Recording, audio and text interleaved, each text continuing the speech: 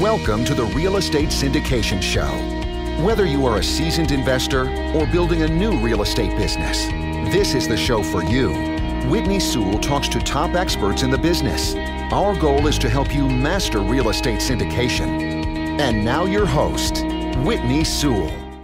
You know, I've received a bunch of questions lately about how we were able to close on $100 million in real estate last year, and just thought I would share a tip this morning as I am out early, and I just want you to see this.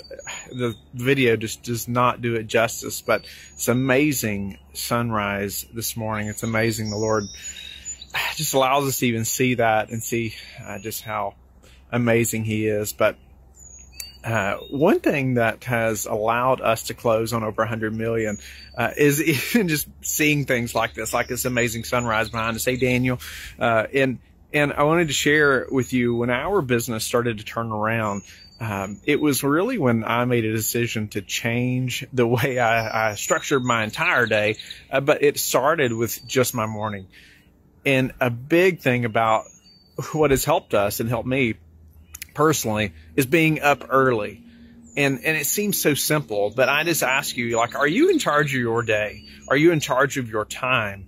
I had to take control of our time, and being up early was something that revolutionized everything, the way we do things, or the way I do things, the way I'm educating myself, the way I'm thinking, the way I get my day started, just getting in front of the day instead of being behind the day the entire day. It makes such a big difference. And you know, do you have enough self-control to get out of the bed? It's difficult. I know I struggle just as much as anyone. But you have to make a way to make it happen. I've even had, I'll put a light on a timer even, and so a light comes on, and that's helped me. I just encourage you to think about, are you getting up?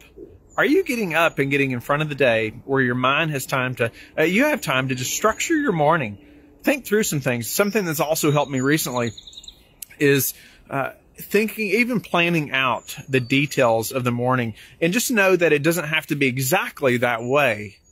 But it just allows your mind to think through the things in the morning that you have to get done. It allowed me to say, okay, from this time to this time, I'm even fixing coffee, or this time to this time, I'm reading and praying, and this time to this time, I'm reading something else or educating myself. And then from this time to this time, I'm exercising.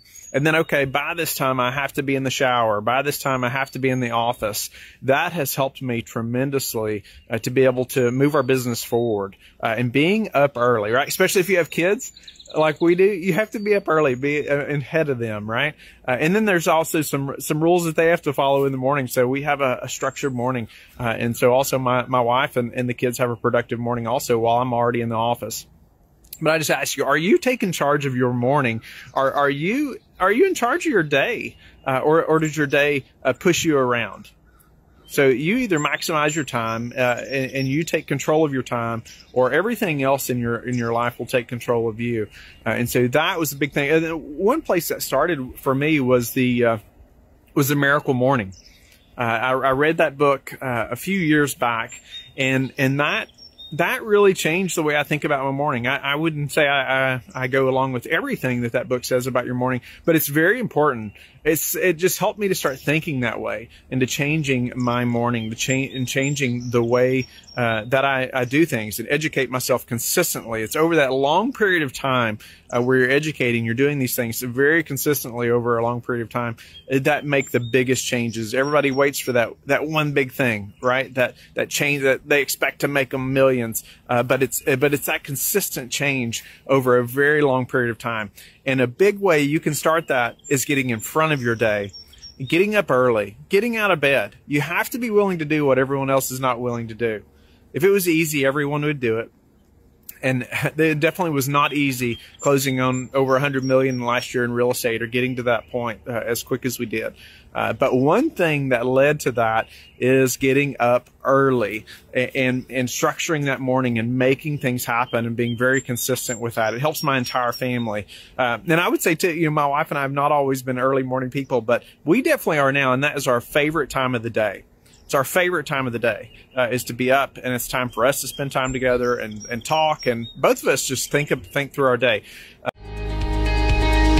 If you are stuck or overwhelmed while getting your syndication business started, I completely understand. I was in your shoes, working as hard as I could, but going nowhere until I hired a mentor. That mentor gave me direction at crucial times in my business that helped me to be able to close on over $100 million in real estate last year. I'm picking a select group of people over the next 30 days that are self-disciplined and motivated to ensure their success in this business. If this is you, apply on our website to see if you qualify. Having that structured morning has helped me tremendously. I'm just out exercising this morning. And what's helped me even more recently is thinking through exactly how I structure my morning. So I even have a light that's on a timer that comes on in our bedroom because we love our morning so much. And so there's a timer, it turns the light on and it helps wake me up. And so it's like, oh, it's time to get up. And I know if I don't, that I'm going to get behind on my schedule. So it pushes me to get up in the morning. I encourage you to be up early and structure your day. Know what's coming up, right? And when I think about those time limits or those times in the morning, it helps me to keep moving forward. But I've interviewed over 900 people in this business, over 900 interviews in the last 2.5 years. And it's so common that people that are successful as entrepreneurs or businessmen, women, they're up early. Another thing that led to closing on over 100 million last year is the ability to take risk and the mindset to take risk. And so I had to be open to taking risk. And I want to share a part of that story. There's many aspects to risk and things you need to think about, especially if you're a passive investor, of course. Every deal we've done has a level of risk that you have to assure that you're prepared for or okay with, all those things. But that's not the type of risk I'm talking about this morning. When we got started, there was a time where, I was actually, had another business going and I was training horses professionally. I still had some rentals and real estate. Most people don't know that in the real estate business, but I've loved riding horses since I was a young boy and was doing very well at that. And, but that became a second full-time job. You may have heard that, on a podcast or someplace I've spoken, but most of you probably don't know that, but when we started in the commercial real estate business, when we started syndicating, we had a farm, and I shared this, and I'm happy to share more about this. As you hear this and you want to hear more about us selling our farm to make the business happen, put farm or something in the comments so I can see that would help you in some way. But this level of risk and sacrifice that my family, my wife and I, Chelsea and I, had to take to make it happen, to be able to lead to closing over 100 million in real estate last year. And so we had the farm we had always dreamed of. And so we had just a great place. But we decided, the Lord just gave us both peace about selling that farm. And we sold everything related to the horse training business. And we still had a few rentals, but knew that was never going to be passive. Right. And I was always going to be somewhat distracted by that. And so to cut that off completely and to commit to the syndication business, commercial real estate, we sold the farm. And that was such a hard day for us. It was such a hard day for our family. But we knew that it was now or never. And so we decided to move forward with that. It sold very fast. The Lord definitely just brought us through all that.